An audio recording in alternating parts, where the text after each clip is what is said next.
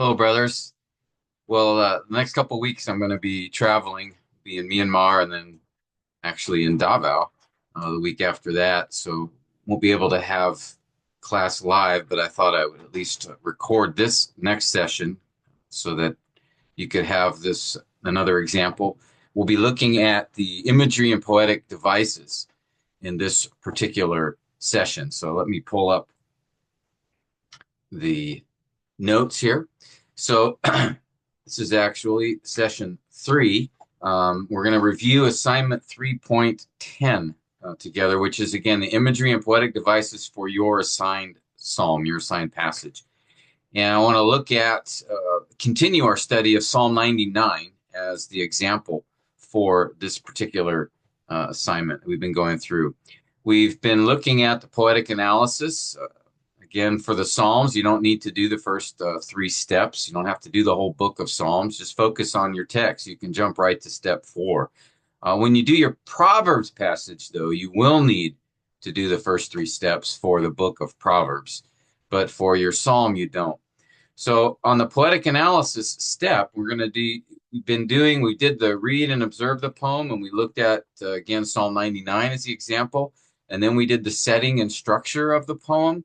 We looked at the background of Psalm 99, which is an enthronement psalm and a psalm that is directing praise and adoration to God. We could consider it a praise psalm, but because its focus is on the reign of God, with the phrase Yahweh reigns, that God is exalted, Yahweh is exalted. So we want to consider that more of an enthronement psalm. It's part of the group of psalms between Psalm 95, Psalm 99. And those psalms are likely find their setting, their background in 1 Chronicles 16, when David brought the ark back into the tabernacle in Jerusalem. This big celebration in 1 Chronicles 16 has a particular song that David put together that Asaph led the people to sing. And in that song, there are many direct statements or allusions or similarities to what we find in Psalms 95 or 96 through 99. So I believe that Psalm 99 finds its background in that setting. And so there are a couple features within the psalm as well that indicate that references to the ark, to the temple, this exaltation of God. So I believe that's the setting of the particular psalm. We looked at the stanzas as well, the structure, and saw three stanzas there, which I'll read the poem in a minute. We'll find those. And then last session, we did the parallelism, where we looked at each verse and examine the parallelism within each of the verses, most of them being some form of developmental parallelism in the passage. Okay, so I want to move this session to the imagery and poetic devices and then summarize each stanza. Okay, so let me first read the poem, and as I do, the first step is to look at the images in the poem. What pictures does the psalmist paint? And again, remember, Hebrew poetry, this is probably the primary element in Hebrew poetry, as well as most poetry in human history, and that is the describing, painting with words, pictures and scenes, images in your mind that are meant to evoke emotion, meant to stir the mind and the heart, to communicate a particular truth with a picture can be a more powerful, more memorable, more effective way to convey truth. And this is, even though parables are not Hebrew poetry, it has a similar effect where Jesus paints the picture through the form of a story, and that story really sticks. We really remember parable of the Good Samaritan, right? The parable of the sower, and all of the great pearl of great price, and these various parables, the unrighteous steward, the unforgiving servant. We can remember that because that Jesus, in telling the story, helps put in our minds, we can picture the scenes of that story. And so Hebrew poetry does a similar thing. The images, though, are usually much shorter, a verse or two at the most. And so as I read Psalm 99, I want you to see if you can identify those images that this psalm paints. Okay, so verse 1. The Lord reigns, let the peoples tremble. He is enthroned above the cherubim, let the earth shake. The Lord is great in Zion, and he is exalted above all the peoples. Let them praise your great and awesome name. Holy is he. The strength of the king loves justice. You have established equity. You have executed justice and righteousness in Jacob. Exalt the Lord our God and worship at his footstool. Holy is he. Moses and Aaron were among his priests, and Samuel was among those who called on his name. They called upon the Lord, and he answered them. He spoke to them in a pillar of cloud. They kept his testimonies and the statutes that he gave them. O Lord our God, you answered them. You were a forgiving God to them, and yet an avenger of their evil deeds. Exalt the Lord our God and worship at his holy hill, for holy is the Lord our God. So notice there are 3 stanzas, as we found in the first session together. Notice each of them ends with the statement, holy is he, holy is he, holy is the Lord, or Yahweh our God. We also noticed a different focus in each stanza. The first one focuses on the greatness of Yahweh, the second one on the justice of Yahweh, and the third one was more on the Yahweh's nearness, that he answers prayer, he's a forgiving God. And so we saw those 3 different themes, and then even the structure grammatically, where statements are made and then a command. Verse 4, statements about his justice, then a command, exalt and worship. Verse 6 through 8, statements on that he answered, he listened and answered, and then a command, exalt and worship. So I believe 3 stanzas, there's 3 particular points being made in the psalm. And also, too, as we look at the psalm, and here, let me pull up the psalm. Let me do this. As we look at this particular psalm, we can notice, I'll keep it on the right here, 2 images, or what I see here with this psalm. The first image is in verses 1 to 3. And here we have this image of the earth, right? The earth, all the people of the earth being called to praise. The earth is shaking. Peoples are trembling. And this picture of God exalted above the cherubim, again, likely a picture of the mercy seat, describing the mercy seat above the ark. But it's also, in verse 2, we see that picture that he's exalted over all the peoples. And so it's kind of, you could say 2 images, but one general idea of God being exalted far above everyone, deserving praise, deserving adoration. And so that's the image, the picture, the greatness, the exaltedness of God over the people. And then the second image, and I would see this as really being described in the rest of the psalm, verses 4 to 9. It's the image of temple as his footstool being described here. It could be the ark or also the temple. In addition, an image of his people called to bow and worship. And then the contrast of greatness of God, right? That he is exalt the Lord our God. And then this word worship has the idea of humbling yourself, of making yourself lowly. And so I think the image or picture presented here, it's kind of continues the first image of God's greatness, but here the turn is towards our need to be humble and low. So in the face of the greatness of God, the lowliness of his people in worship seems to be the idea of the picture. And so as we think about those 2 images, what emotions are involved? How do these images contribute to that? Well, the first image would invoke or bring awe and reverence, right? Fear. He's great. He's exalted. He's far above all things. The second image reminds us of the picture, the importance of worship, humble worship at his temple. Again, contrasting the greatness of God with the lowliness of man. And so those are the 2 images. The third part of this that we'd want to is, how do the images affect our understanding of a poem? And really, what would be the impact on the original reader? That's what we first want to consider. And again, the images communicate God's greatness and then the humble response of his people. that we, in seeing a picture of God as exalted, and imagine and think about this, right? The people, uh, and if we even consider the setting here of the people bringing the ark to the temple, there's this big celebration. Do you remember what had happened not long before?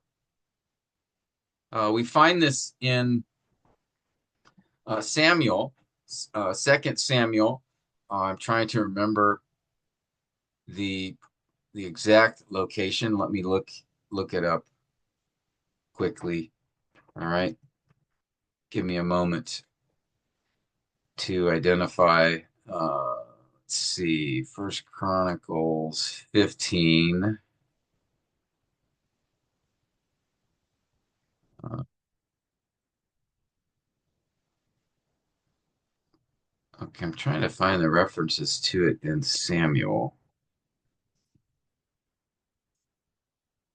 I think it was Second Samuel, like yeah. Let's see, it's 7. No, 6. 6. Okay, sorry about that. Second Samuel 6 describes when they brought the wanted David first wanted to bring the ark to Jerusalem, and they had the big celebration, and they put the ark on a cart, and Uzzah, the sons of Abinadab, that's where the ark was. Uzzah and Ahio, they were the ones following the ark. They brought it from the house of Abinadab, and Ahio was in front of the ark. Uzzah was in back. And as they were celebrating, this big, notice all the instruments, the singing, huge crowd are bringing the arks, a big festivity. And then when they came to the threshing floor of Nacon, Uzzah reached out toward the ark and took hold of it because the oxen nearly upset it. Right? They put the ark on a cart, and the cattle are moving, and the roads are bumpy, and the ark starts sliding off. And Uzzah puts his hand out to keep it from hitting the ground, but he touches the ark, which God said very clearly, no man is to touch the ark. And the anger of the Lord burned against Uzzah, and God struck him down. All right, and so David then became angry because of Yahweh's breaking out against Uzzah, that David was, notice, afraid of Yahweh that day. Notice that. And so they were unwilling to move the ark. Now, what was the problem here? What was going on? Oh, sorry, I thought I had been sharing this window. Okay. So I was reading from 2 Samuel 6 here, when they brought the ark into Jerusalem, or where they're taking it there, and just as he goes through this account. So here, just picture the scene. All right. Bring the ark, great celebration. Uzzah touches it. Immediately is struck dead by God because of his irreverence. David recognizes they had done something wrong. He was afraid. He was angry as well. And they stopped, and they put the ark in another location. All right. And now in First Chronicles 16, David, this is the second attempt some months later to bring the ark. And now they went back, David did, read the law, and recognized, the ark is not to be put on a cart. It was to be carried by priests so that no man would touch it. So it had slots on the side, and the priest would put the poles in. This is how they carried it in the wilderness. And the priests would then carry it on their shoulders through the poles, but they wouldn't touch the ark. And so David, if you take a look at First Chronicles 16, we see this, where David recognizes this. And they brought the ark, chapter 15. All right. David made houses for himself in the city. No one is to carry the ark of God but the Levites, for Yahweh chose them to carry the ark of God and minister in it forever. So now, when they consulted the scripture and saw how God wanted to be treated and worshiped, then they did it the correct way. And again, the second celebration, but remember the background, what happened at the first one. And so there's this, not only this tone of celebration as they're bringing the ark, but the memory of the need to treat God as holy and exalted and to humble ourselves before him.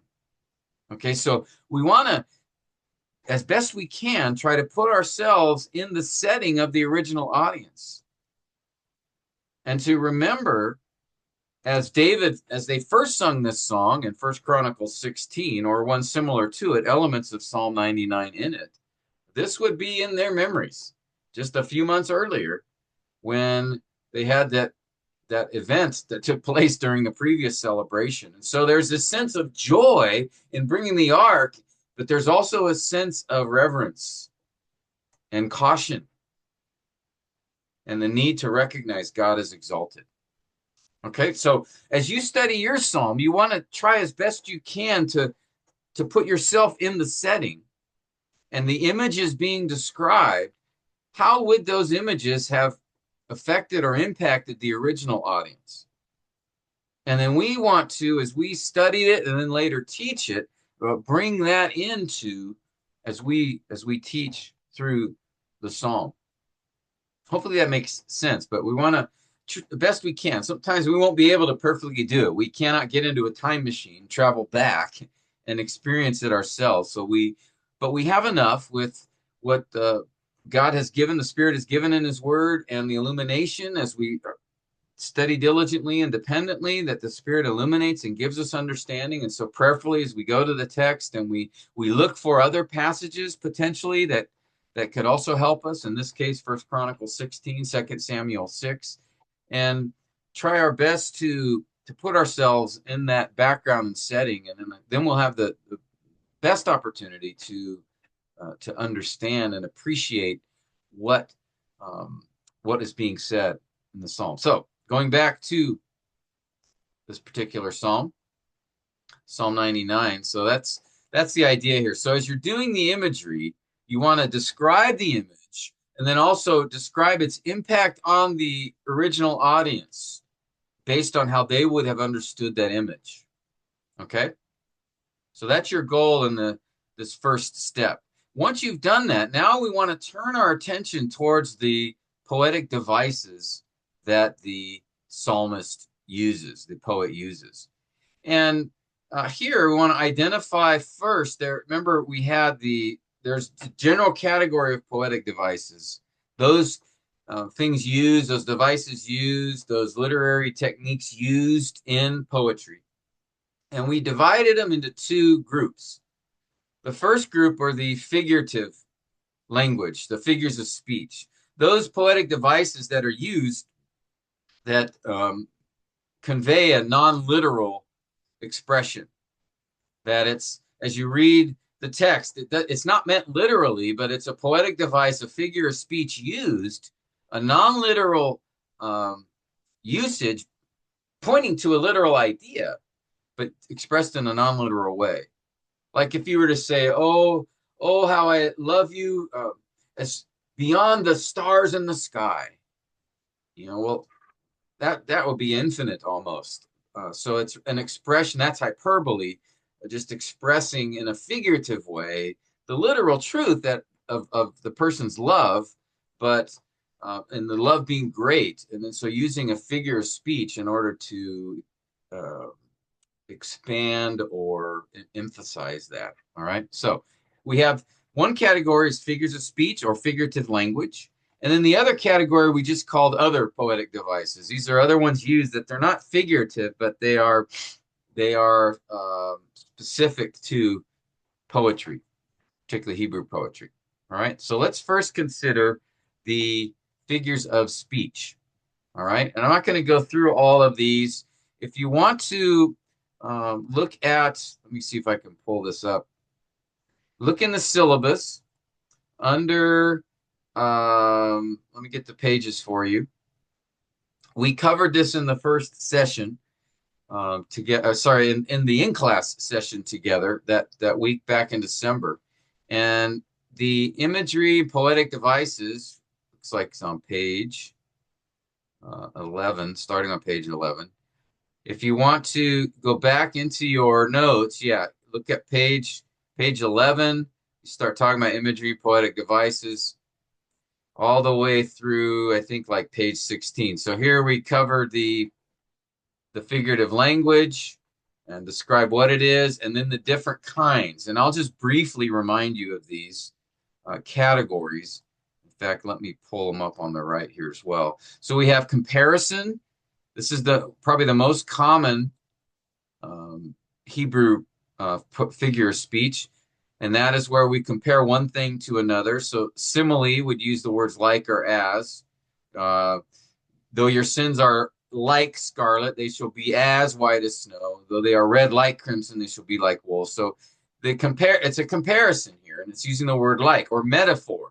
The Lord is my shepherd. Another comparison, but it's a stronger one. Instead of saying like or as, he uses the word is, or I am the bread of life, Jesus said. So he didn't mean he was a literal piece of bread, but he uses that picture, that comparison of bread, right, that gives physical life. And then he's using it in a spiritual sense, that he gives spiritual life. All right. So there's simile, metaphor, and then the strongest comparison is hypocatastasis, where you don't use the word like or is, you just simply state the comparison directly. Right. So, for example, dogs encompass me, David said in Psalm 22. Well, he didn't mean literal dogs. He was referring to his enemies, evildoers. All right. Okay, so comparison is one category. At attributing features, we had three types we looked at there. Personification, which is attributing a human characteristic to a non-human object, right? Bring forth and singing, O mountains. Okay. Anthropomorphism is a human characteristic being attributed to God, right? Your face, Lord, I seek, or the voice of the Lord. God does not have a literal face. Remember, Jesus said God is spirit in John 4. He doesn't have a literal face. He doesn't have vocal cords like we do, but, or hands, he doesn't have hands. But the Bible just uses these to convey, communicate something. So God looks down from heaven. Well, he doesn't have eyeballs where he's looking, but we have the idea, right? We have eyes. We know what this means. He sees what's going on. All right. Zoomorphism, that's attributing animal features to God, like the shadow of your wings. God doesn't have wings, but he's described in this way. And that's, again, a picture, an image of God like a bird hiding the chicks under her wings. Okay, so we have comparison, we have attributing features, then we have substitution. Okay, where one thing is being substituted for another, represents another. So we have metonymy, one thing representing another. Right. O Esau will be ransacked. That wasn't speaking of the person Esau, but rather the nation of Edom, which came from Esau. Synecdoche is describing a part of something, which represents the whole. And so do not boast, do not lift up the horn. The horn was represented the nation as a whole. Euphemism is a word or phrase used in place of another one that's less offensive or unpleasant, right? Adam knew his wife, so instead of saying that they were intimate or had intercourse, he uses the word knew as a euphemism. Idioms. Idioms are expressions.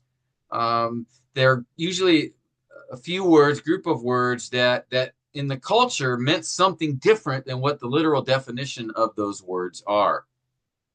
For example, the enemies lick the dust. All right. That didn't mean literally they went down and licked the dirt, but it was an expression, an idiom, which described enemies being defeated, humiliated.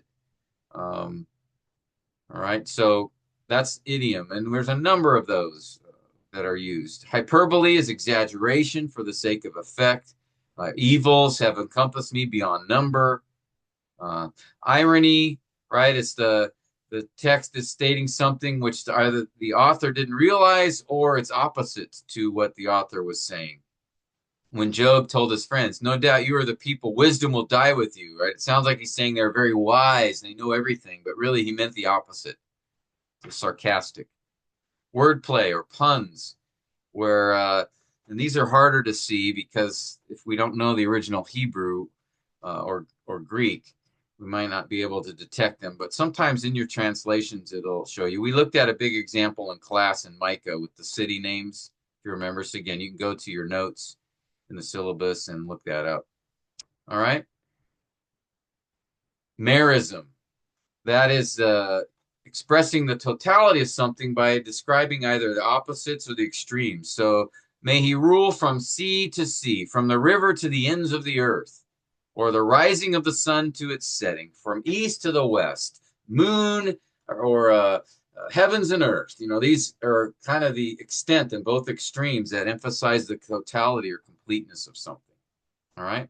So I've got these on the right here summarized for you. And I'll just be doing this, but you're going to want to probably have your syllabus as you're studying your psalm, looking through the syllabus to remind you of the different poetic figures of speech in this case. All right. So let's go back to, oops, let me go back to our psalm here, and we'll just go verse by verse. All right. So Psalm 99, verse 1. The Lord reigns, let the peoples tremble. He is enthroned above the cherubim, let the earth shake. So here we ask ourselves, okay, what does anything appear to be figurative or not literal? The Lord reigns. That was literal. Let the peoples tremble. Tremble, you know, it still has the idea of shaking out of fear or reverence. So I would still say literal. He's enthroned above the cherubim. Describing the mercy seat. Let the earth shake. Now here, shake could refer to like an earthquake, or it could be a personification, like the comparison with the people's trembling. Let the earth tremble in fear. So that I would say could be a personification. The earth shaking in fear. Okay, the earth isn't a real person, it's just right? It's a physical object.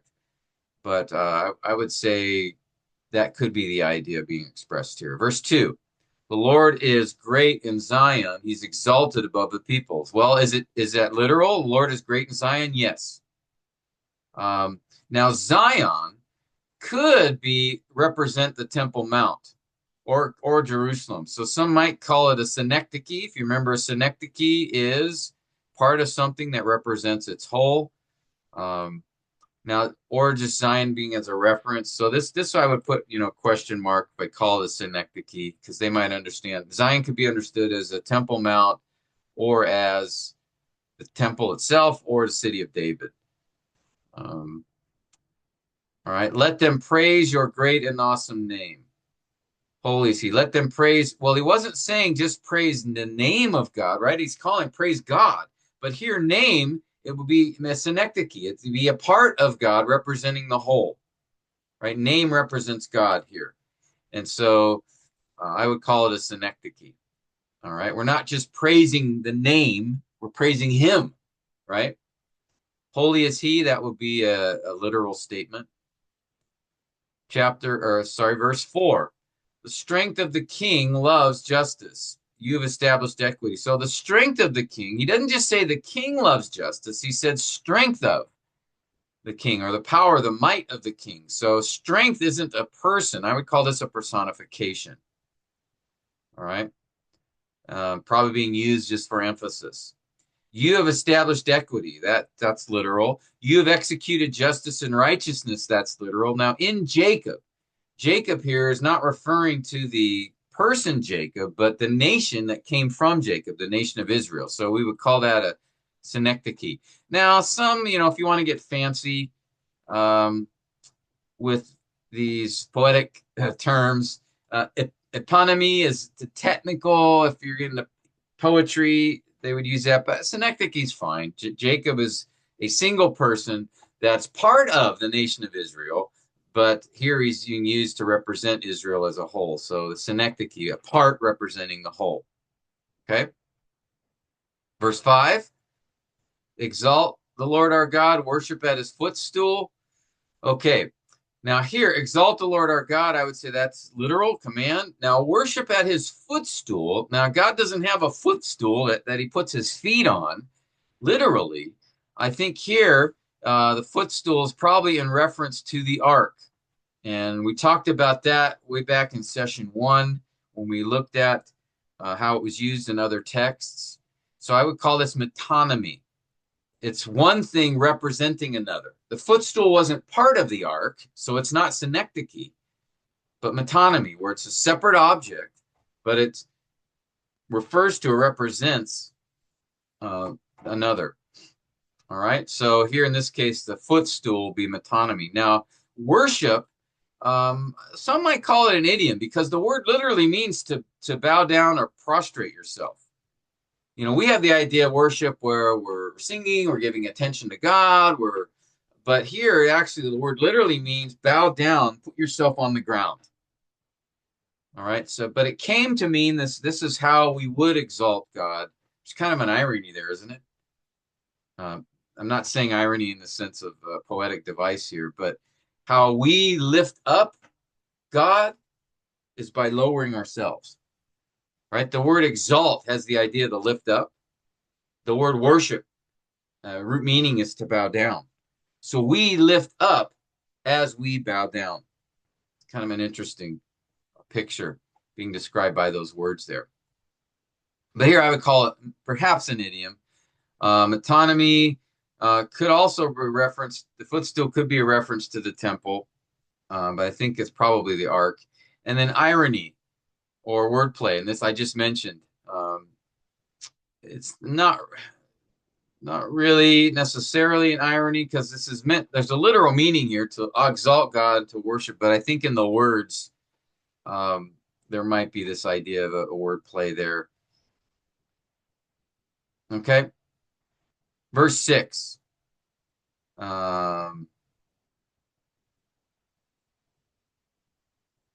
Move on from those notes there. Verse 6.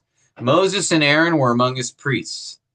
Is that literal? Yes, they were part of the Levitical priesthood. Samuel was among those who called on his name. Well, Samuel was among those, I would say literal, who called on his name. That wasn't just calling out, Lord, Lord, Yahweh, Yahweh. It wasn't just the idea of calling him, but the idea of calling out to him, praying to him. So I might refer to that as an idiom. We see this in the Old Testament, even the New Testament. They called upon Yahweh. They called upon his name. Again, it wasn't just crying out his name, but praying to him. Another idiom, he answered them. All right, it wasn't that, okay, God, are you there? And then, yes. No, that's not the idea. The answer here is that he responded to their prayer. He listened and fulfilled their request. Synecdoche, again, we have name. Called on his name, or they were calling to God, right? So the name is a part of God representing God in this case. So I would call that a synecdoche. All right, verse 7. He spoke to them, the pillar of cloud. Did that happen literally? Yes, actually, it did. He spoke from a pillar of cloud. They kept his testimonies that they obeyed and the statute that he gave them. Now, kept is a word that refers to follow or obey. Can sometimes be translated obey, so some might call it an idiom, though the idea of obey is now incorporated in the definition of the word, but you could note that.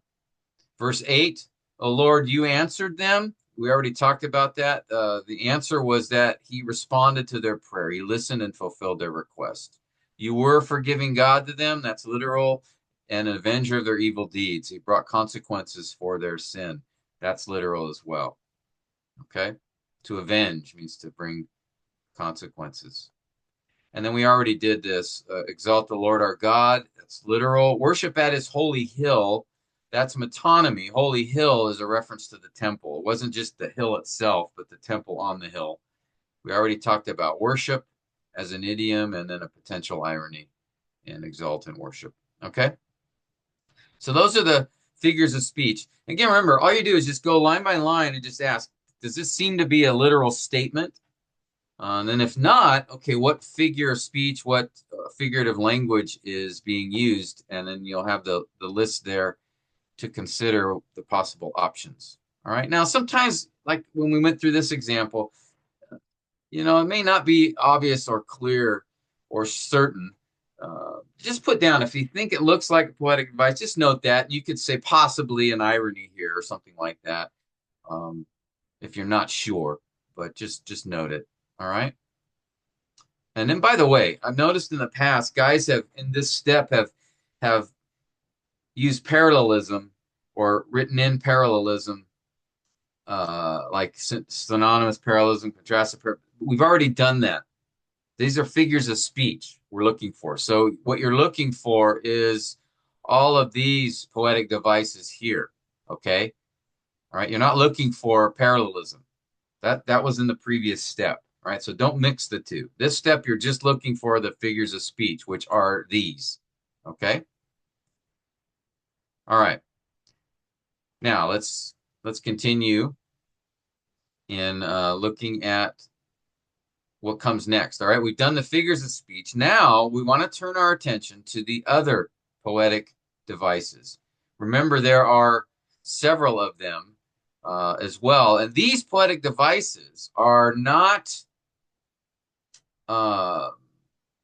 figures of speech. They're not figurative, but rather they are just other devices, other things used in poetry. And if you go to your notes, let's see here. In the syllabus, see if I can find it.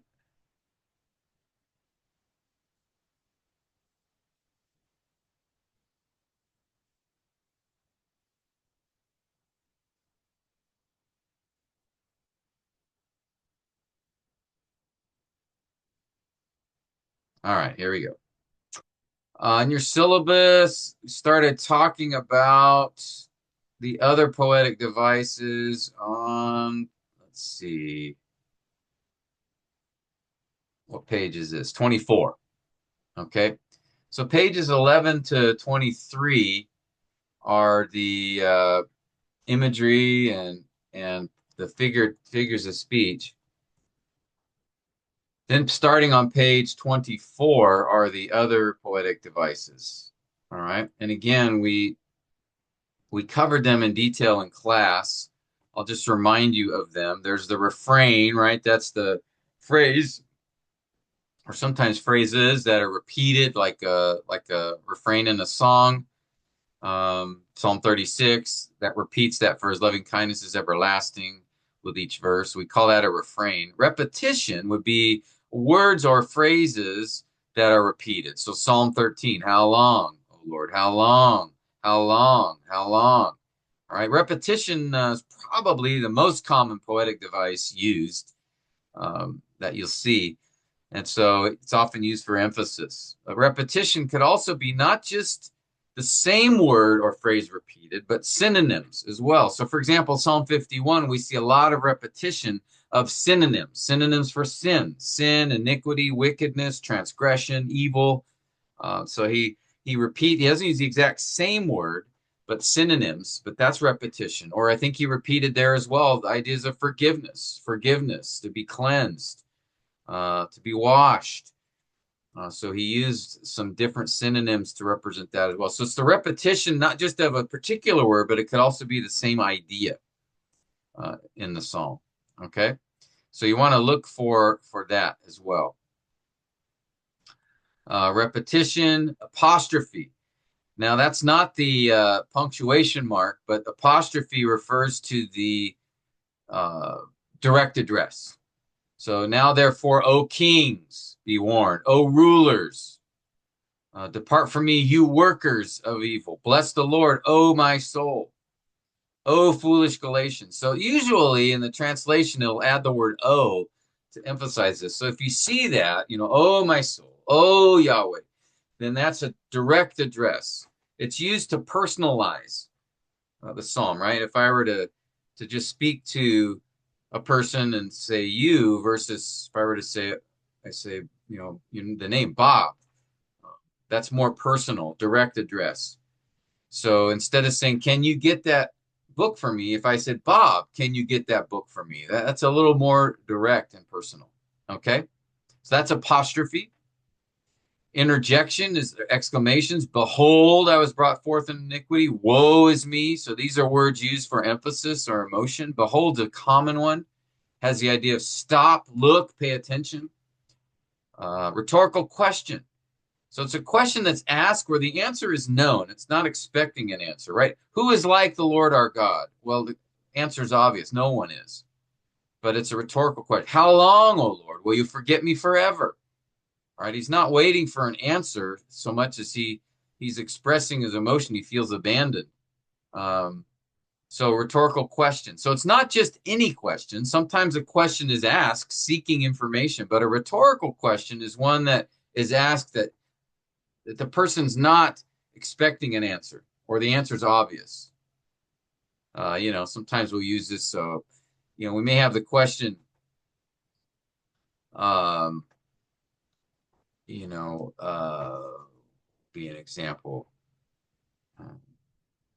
Well, like, if you're being sarcastic, like Job might have been with his friends, oh, aren't you wise?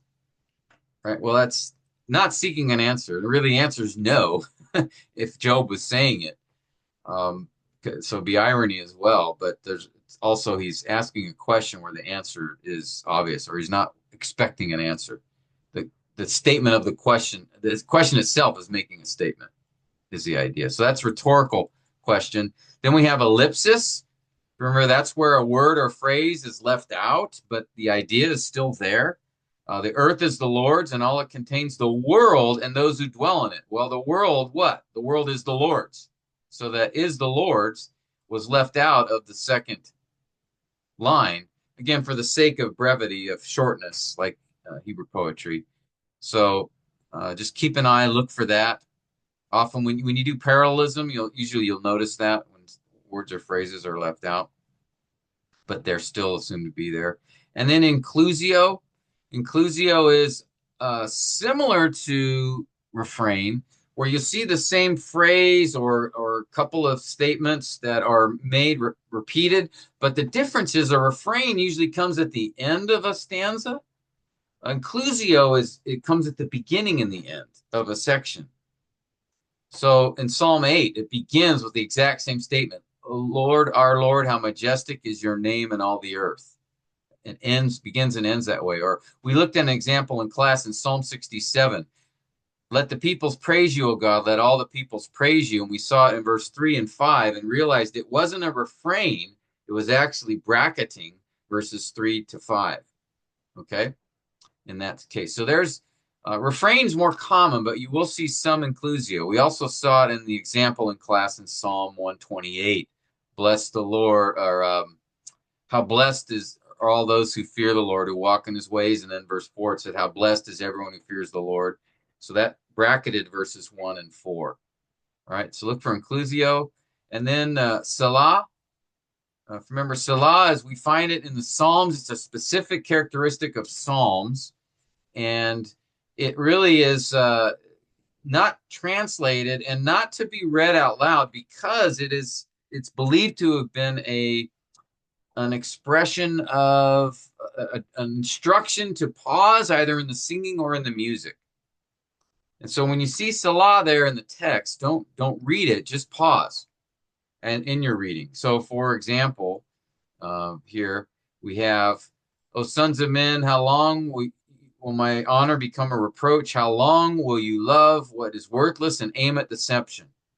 Now notice the Salah here, so I would pause. But know that the Lord has set apart the godly man for himself, and then continue. So just pause when you see the Salah.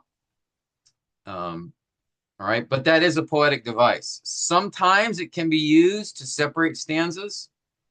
Not usually, but sometimes. Normally, it's just that musical instruction to pause in your singing or reading or the music. Okay, so with that said, let's take a look at Psalm 99. I've got the poetic devices here. These are, again, not the figurative ones. We've already done those. We're going to look for other devices now as we look at Psalm 99. Okay? So let me, how are we going to do this? Uh, well, I guess we'll have to, because here's the psalm. I can't look at both of them at the same time here. So as we examine the whole psalm, we don't see any example of inclusio in the psalm. All right, there is a repetition: "Holy is He, holy is He, holy is Yahweh our God," but that is actually a refrain. It comes at the end of each stanza, as we've already talked about. But for this part, there's no inclusio that we see here. Apostrophe, we do see apostrophe in verse 8. "O Yahweh our God." And notice the word "O" there. So it's direct address. Now, yes, he says "you" in verse 4. He says "you" in verse 8. So he is addressing God, but this idea of the more personal "Oh God, oh Yahweh," that is direct address. That's apostrophe. All right. And in this case, it adds the sense of wonder and amazement that God would hear, right? He just said that Moses, Aaron, Samuel called upon him and he answered them. And then he answered them, repetition. "Oh Lord, you answered them." So he already said that God answered them, but now he directs it personally, says, "Oh Yahweh, you answered them." So it's this idea of amazement, of wonder, emotion. So that's why, again, more personal. That's why he would use that here. So that's one example of apostrophe. Interjection, we don't see any "behold" or "woe" or "indeed" or "certainly." None of those words appears in this psalm. Now, refrain, as I mentioned, we see a refrain in verses 3, 5, and 9. Again, it comes at the end of the stanzas. That's why it's a refrain. And then verses 5 and 9 even include the rest of the verses repeated as well, with the one difference is "footstool" and "holy hill." Okay. All right. Ellipsis. Look at verse 7. "They spoke to them in a pillar of cloud. They kept his testimonies and the statute he gave them." Well, notice the word "kept," they kept, is not in the second line or the third line. It just says, "and the statute that he gave him." Well, they kept his testimonies and they kept the statute that he gave him. Okay. All right. Repetition. We see several Yahweh, or notice I use the New American Standard here, Lord with capital letters. It's Yahweh. If we go to the LSB translation, we'll just notice Yahweh. Yahweh repeated several times throughout. Yahweh our God is repeated in verses 5 and 8 and 9. See it there. Exalted, great, awesome, enthroned, reigns. We see several times, 6 times in the Psalms. So notice again, reigns and enthroned, great and exalted. These aren't the same exact word, they're just synonyms, but they convey the same idea, right? Okay. So we see that repeated in the first stanza. He answered, that's repeated in the second stanza. Verse 6, he would answer them. Verse 8, you answered them. All right, so we see that repeated. Praise, exalt, worship. So we have praise here. Again, these come in the refrains or the commands at the end of each of the stanzas. Praise, exalt, worship. All right, called upon. Sorry, we have justice, equity, and righteousness in the second stanza. So that kind of again focuses us on the theme of the stanza. And notice, by the way, so call upon and answer, I would put those together. Um, so notice, by the way, see the yellow highlights, the blue, and then the green. See how each stanza sort of has a different focus? The repetition in this first stanza is on the greatness of God, the second stanza on the justice of God, and the third one on the fact that he was near to them, he responded to them. But then we also have, notice this holy, let's see what color here. Um, we see also, so we see those distinctions within each stanza, but then we also see through the purple and the gray, the link, the thematic link between the three stanzas. So we have the uniqueness, the point within each stanza, greatness of God, then the justice of God, then the nearness of God. And then we have praise, exalt worship, holy, holy, holy. That those are contained in each stanza. So we see the link between all of them. So it's connecting the call to praise and honor God because he is holy, and then each stanza reflects a different way in which he expresses that holiness. All right, we'll come back to that when we when we want to examine the psalm as a whole. But just want you to kind of note those features. And usually you will see this when you study your psalm as you look at the stanzas. There will probably be something that connects them all. But then each one will have its own unit of thought as well. Okay? All right. And then finally, as we examine, I think, do we have any other? Yeah, rhetorical question. Don't see any rhetorical questions here, nor do I see any salahs being used in this psalm. Okay? All right. So we've done the figures of speech. We've done the other poetic devices. Now we just want to summarize each stanza. Now we're going to do more of the detailed summary work later as we bring together the author's intended meaning for the psalm. But it's kind of good at this point. You've done all of these steps of poetic analysis, is to step back and say, okay, what seems to be the summary, the focus of each stanza? All right, we did it when we did setting and structure, we identified the stanzas. But now we've done parallelism, we've done the figurative language, the poetic devices, we've done the read and observe, the structure, the setting, all those features. So now I like to just step back and say, okay, let's look again at the stanzas and can we summarize what they are? Now, we're not ready to preach the psalm. We have more steps to do. We need to do word studies, block diagram, consult resources. But just at this stage, it's good to think about, after having done these poetic steps and looking at the imagery and poetic devices, is what seems to be the, let's summarize each stanza as best we can at this point. We'll come back to this after we do the other steps. But notice the theme, Psalm 99, is a call for God's people to exalt him in worship because he's holy, right? And again, we noticed that, or I just described that as we looked at what was repeated in the psalm. All right. Now the stanzas, I would say again, verses 1 to 3, it still looks like that's one stanza, and it focuses on the greatness of God. Just again, as I highlighted in yellow here. Verses 4 to 6, worship. So the first one would be worship God for his greatness, worship or praise him for his greatness. The second would be worship him for his justice. Again, note the repetition: justice, equity, righteousness. And then exalt, worship. The last one, I would say maybe worship him for his mercy, or you could say nearness, or something along those lines. Because it's describing, right, that they answered, and they called upon him, he answered. He forgave. He's a forgiving God. And even avenger, it would be in a sense of a nearness, that he responded to their sin.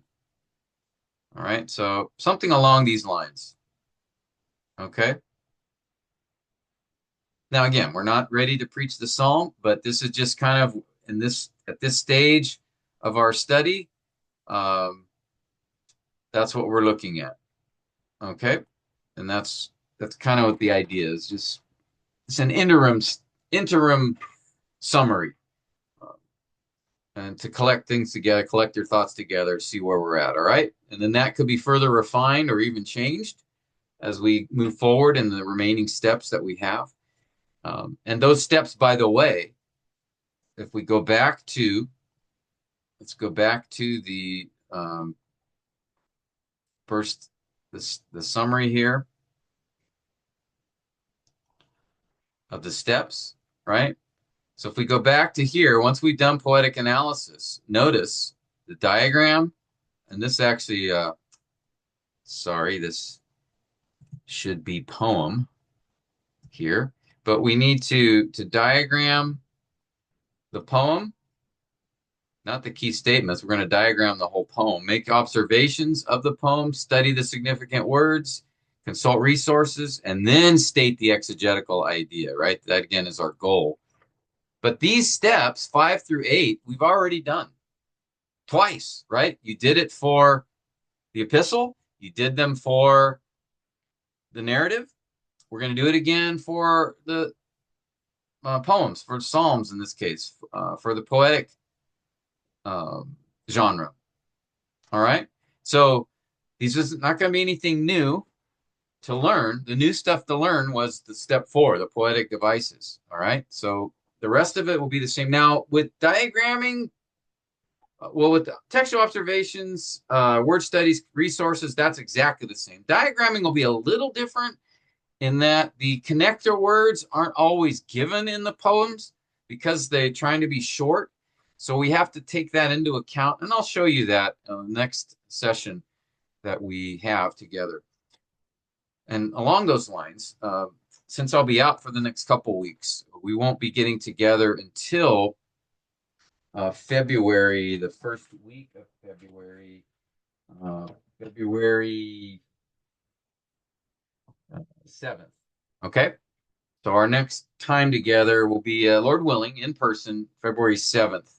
And we'll keep going through the steps for Psalm 99. All right. But I wanted to get this to you so you could have it. Oh, one more thing. Sorry. Before we go, let me just pull up the assignment for you. Look at that real quick. Again, this is the imagery and poetic devices for your assigned psalm. So I give you the instructions, the images, figurative language, and here I listed them for you, and then the other poetic devices, which I also listed out and summarized for you. So if you have this list and then maybe the syllabus as a something to refer to as you're going through it, all right. So and then I gave you an example, and this example was from Psalm 128, which is also we did it in class. So it's in the textbook, the teacher syllabus notes. You can look through there. So so now you have 2 examples. This one from class, Psalm 128, and then the one I just did with you in Psalm 99. All right, but I put the Psalm 128 example here for you. Identify the images, and then the figurative language, and then the other poetic devices. All right, and then I leave space for you to do this for your psalm. The images in your psalm, figurative language, and the other poetic devices. Okay? So everything's there. Hopefully it makes sense, it's clear. And as always, if you have questions, feel free to message me or email me and let me know. I'd be happy to answer them. So with that, Lord willing, I will see you February 7th if you're able to make our Zoom class together. And I will be praying for you guys to be able to make the time and to do the assignments, to understand them, to try to stay caught up so you're not rushing at the end of the module. I still haven't confirmed the module dates for the next time we gather in person. I think it's going to be mid-June, just based on the way things look and the schedule with Living Word. I'm still talking with Pastor Mel to try to figure out the best time to work for everybody. So it's probably going to be mid-June. I'll give you the exact dates, but I think like the third week in June, something like that. Okay. But other than that, brothers, God bless you. Let me pray for you before I go. Father, I do pray for my brothers and pray just that you would give them understanding of these things that we're going over for poetry so they could better know how to study and preach your word, and maybe just for their own personal benefit and blessing as they study the Psalms and the other poetry that you've written in your word.